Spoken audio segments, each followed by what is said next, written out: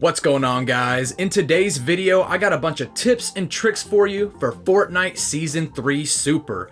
We got new bosses and medallions, loot drops, a whole new superhero rank system, we got superpowers with crazy movement mechanics, and there's probably some stuff in here you might not have seen yet, so let's help you win more games and let's get straight into it.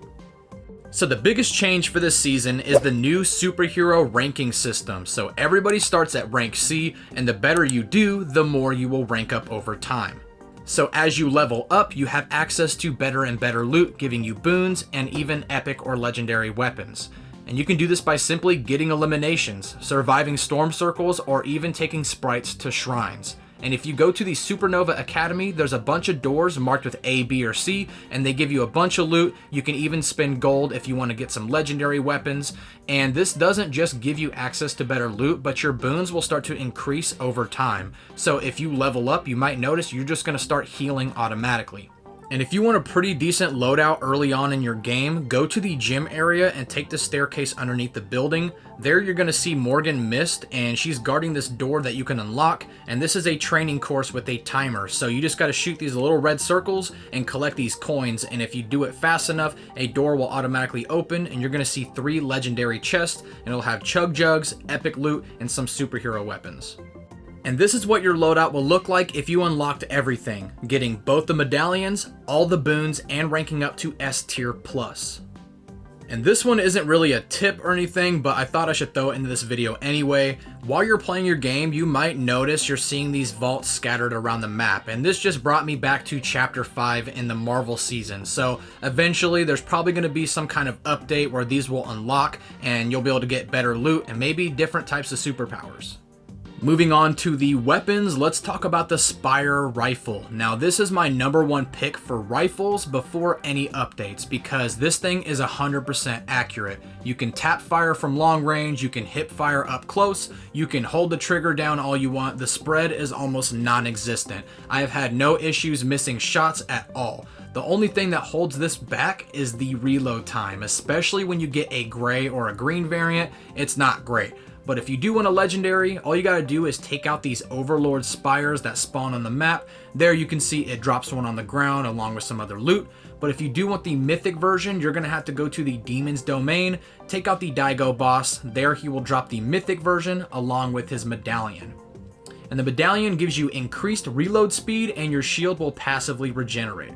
Second place goes to the Deadeye DMR. I love the scope on this and I like how I can feel how powerful the shots are. The only thing that holds this back is that the fire rate is slow and it does have bullet travel. There is no bullet drop, but if you are a fan of hit scan weapons, you might lean towards the Spire Rifle. Even though it doesn't have a scope, as soon as you pull the trigger, it's hitting your target and it's insanely accurate as long as you tap fire.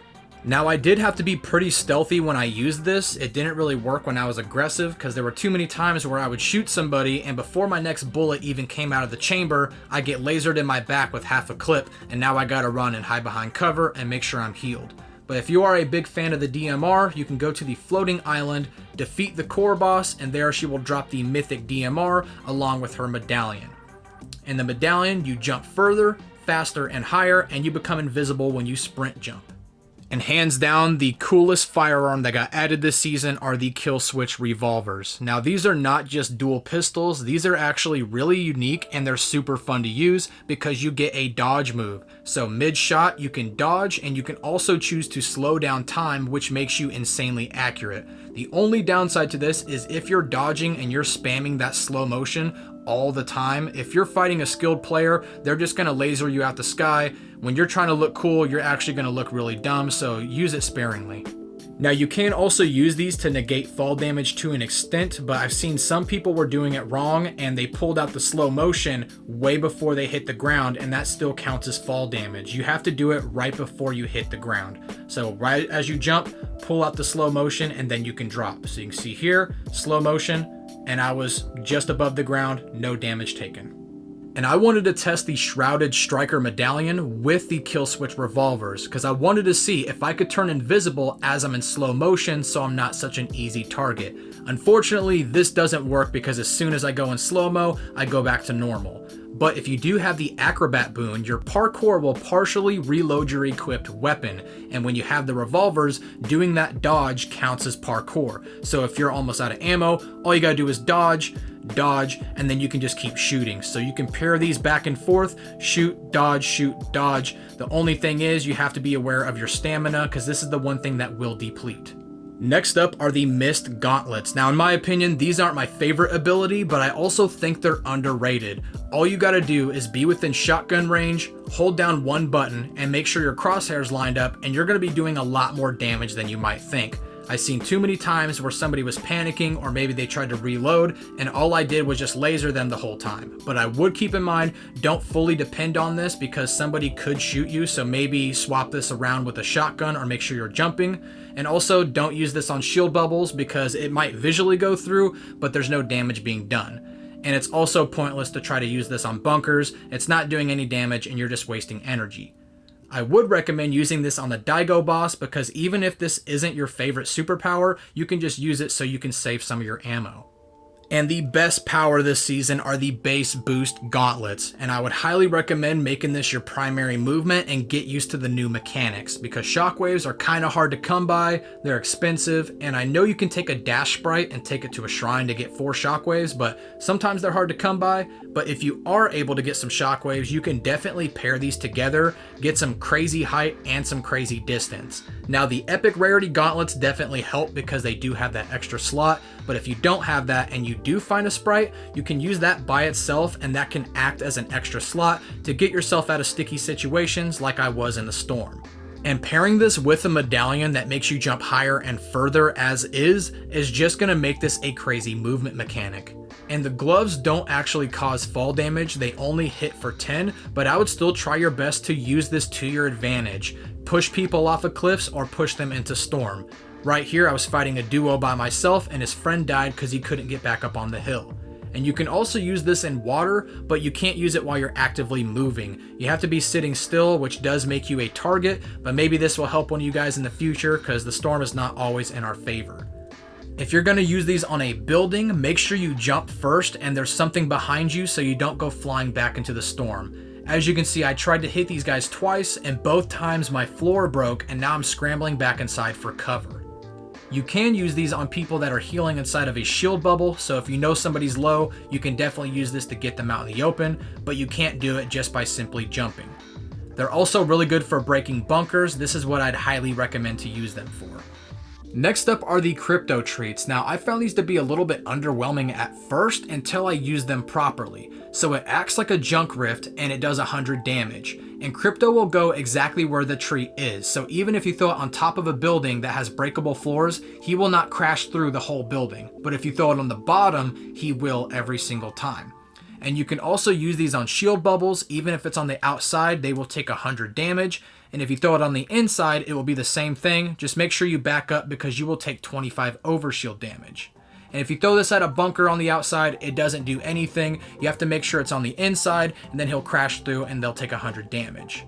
Finally, we got the tracking visor. This one will ping enemies, chests, and sprites on the map. And I found this to be the most helpful in squads because only one person has to carry it and it works for everybody else. And an alternative to this would be the heightened senses boon, because if you get shot by an enemy player, they will get pinged on the map, and this just allows you to free up space in your inventory.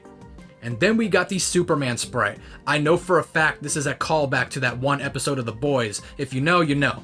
So I actually find this to be super adorable and it's actually pretty cool to use. So I think it's pretty versatile. I like to use it against the bosses so I can save on ammo, just like the mist gloves. And you can also use it on these diamonds that pop up on the map to get your loot faster and save on ammo. And of course you can take it to a shrine as well. And this one will grant you some minis, a rare weapon, and a boon. And then after that, you can always pick the sprite back up so you're not wasting anything. And you can also use this to laser right through shield bubbles. I don't know if this is supposed to be a thing, but I would use this before it gets patched. And it's also pretty good at taking down bunkers as well. Then we got the dash sprite. You can use this on yourself and your squad. It gives you 9 dashes total if you keep it in your inventory, but do not use this going over a ledge. It does not negate fall damage. And like I said earlier, you can pair the Sprite with the base boost gauntlets, so if you only have a rare one and not an epic, it is a really nice alternative to get a little extra push, just in case you need to get away from a fight and push some high ground. And of course, you can take this to a shrine and it will grant you a rare weapon, a boon, 4 shockwaves, and of course you can pick them back up and use the Sprite again.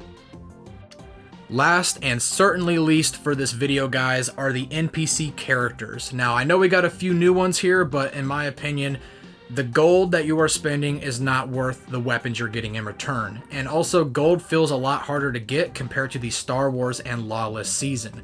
When I talk to a character, I'm interested in shockwaves and hiring them to fight with me. And the only one that's slightly worth it is Haley, because you can hire her and she does sell shockwaves. But she sells 2 for 300 gold when I could take a Sprite to a shrine and get 4 of them for free. And I know you can go to Robin and you can get his mythic grappler, and some people are doing some weird glitches with it and stuff, but for me personally, I'm not interested. Unless they make gold more common or they make stuff cheaper, I'm not wasting any of my money on that stuff, and neither should you. But that is going to do it for this video, guys. Let me know down below if this helped you, or if you have any extra tips that I missed, or, you know, if you didn't like the video, that's totally cool. But if you did want to like this video, that'd be great, and subscribe if you haven't already. Check out the Discord, link is in the description, and if you want to support the channel, you can become a member, or you can do it for free by using my support a creator code, ZombiexD.N.A, in the Fortnite item shop. Alrighty, guys, I will see y'all in the next one. Peace!